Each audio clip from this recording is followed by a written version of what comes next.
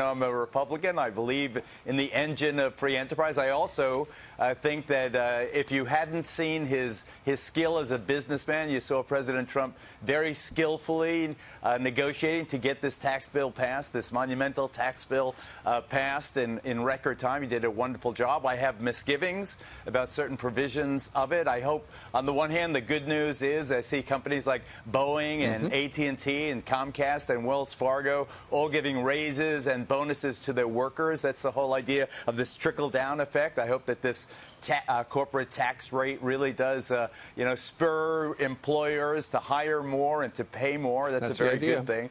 On the downside, I am very disappointed that he kept that hedge fund billionaire tax break where they get to claim their income as capital gains. I was very disappointed in that. I don't know why he kept that break. He campaigned against it. It was the Republican leadership in the Congress.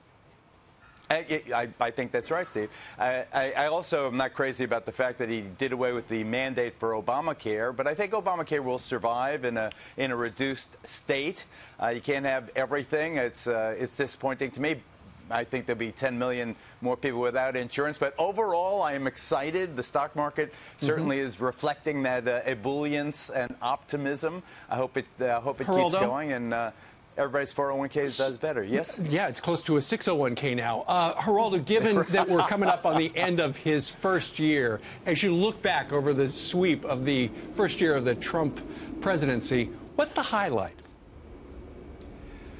Well, I think the low light, if I could just start with that, is this whole Russia-gate. I really do believe at a certain point, people of goodwill and good conscience have to respond to the reality that after the smartest lawyers in Washington, tons of them, unlimited funding, have been poring over this whole alleged scandal, so intensely, so profoundly, with such negative intent, and they have found zero evidence to implicate President Donald Trump as a person who colluded in a criminal way with Russia. I just think at some point, people of good conscience have to say, something, even though I'm a special prosecutor, even though I have this mandate to do all this, at some point you say, there's no there. Let's move on. It's okay for a prosecutor not to find something sometimes if the person indeed is innocent of the charge alleged. And I think that it really has been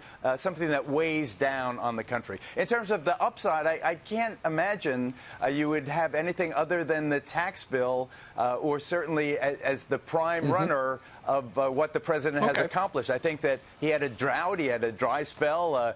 His attempt to replace and repeal Obamacare was a lead balloon. Geraldo, but this I think, is good news. I'll chime in. You got the Neil Gorsuch thing. You got 73 federal judges. You have the economy growing at 3.2%.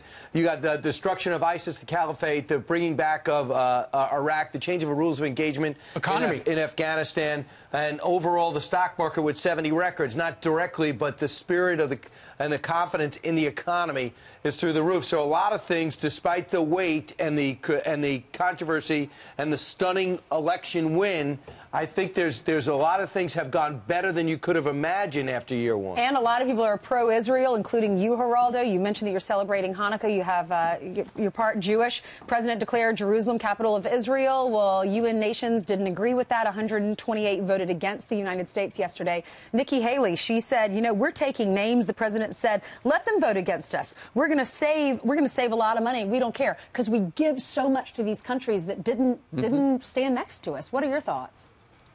Well, I have a lot. First of all, I think Brian's recitation of the good news is spot on. I'm delighted in the fact that ISIS is basically on the run. I want them absolutely eliminated.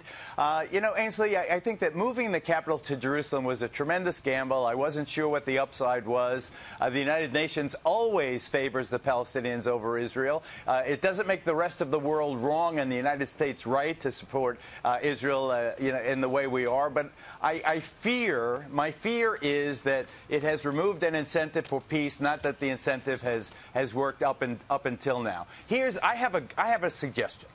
Rather than any negativity or pulling apart what the president did, or even, by the way, I think Ambassador Nikki Haley will be president of the United States at some point. You're not the only one who thinks that. Really, really a very, very impressive person, and I'm cheering. I am cheering for her. But here's what I would do, and I think you can still do it, and this can give Jared Kushner or whoever is doing, or the vice president, whoever is doing the next step of negotiation, some ammo. Here we've taken this bold step. We've moved the American embassy, or we will be moving the American embassy from Tel Aviv, the modern city on the coast, to Jerusalem, the historic center of three of the world's great religions. What I would do is, why not set up a U.S. consulate in East Jerusalem so that the Palestinians who are constantly complaining about the difficulty it is to travel abroad and other freedoms and other movements, just throw them that concession. Here, okay, we have the embassy now. The American embassy will be in Jerusalem, the old city in West Jerusalem.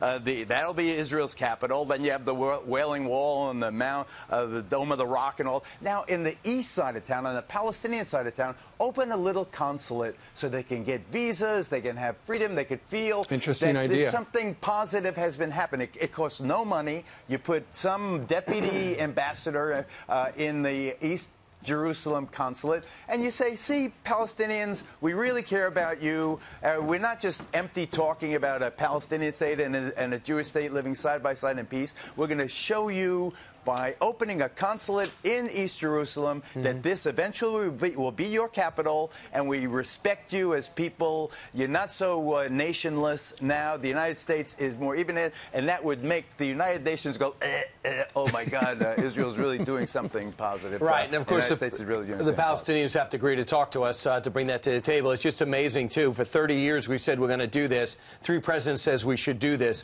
1 president does it, and the world goes crazy for doing something Congress has already said we should have done decades ago. Geraldo, I'll see you on the radio. I've been covering it 45 years, Brian, and the language has been the same. The United States has stood alone in its unwavering support of Israel. God bless them. God bless you. Merry Christmas. I love you. All right. Merry Christmas. Thank you. God bless you. We love you too, Geraldo. Best to your family. I'll see you in an hour on the radio. Thank you.